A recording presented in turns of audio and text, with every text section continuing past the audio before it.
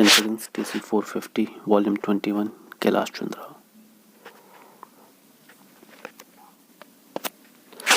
Start. Madam, the sugar industry, which entirely depends upon sugarcane for its economic working and prosperity, is facing crisis after crisis, particularly in North India due to the erratic supply of cane because of non-development.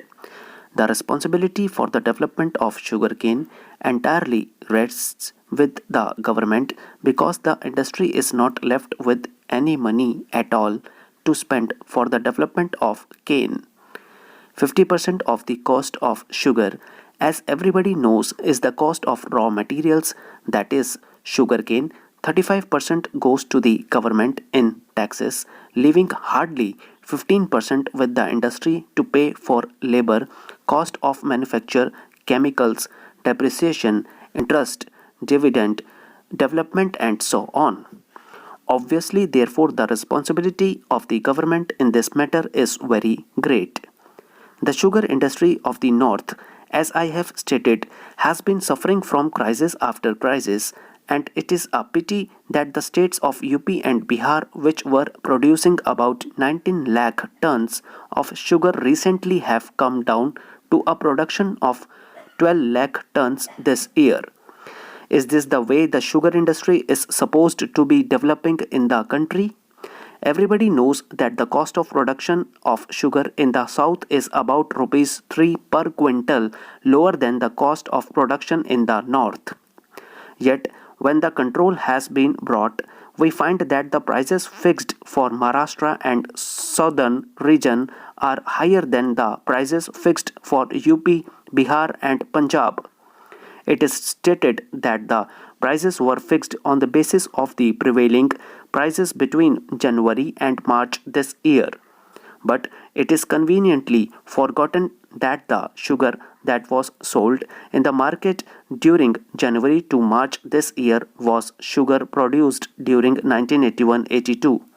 It was not the production of 1982-83, which admittedly was produced at a much higher cost due to lower recoveries and shorter season.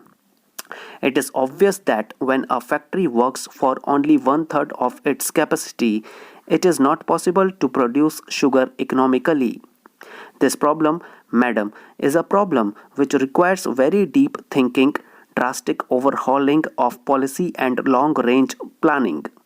The only way by which this problem can be solved is by concentrating on the development of yield per acre of sugarcane. There is no reason in the world why India cannot produce 1000 quintals of cane per acre as is being done by the other sugar producing countries of the world. After all, what is required for the development of cane? It is only good seed, timely irrigation and fertilizer. We appear to have all these things and resources, and we are doing something about it, and yet the yield per acre, particularly in the northern region of UP and Bihar, has not shown any improvement at all.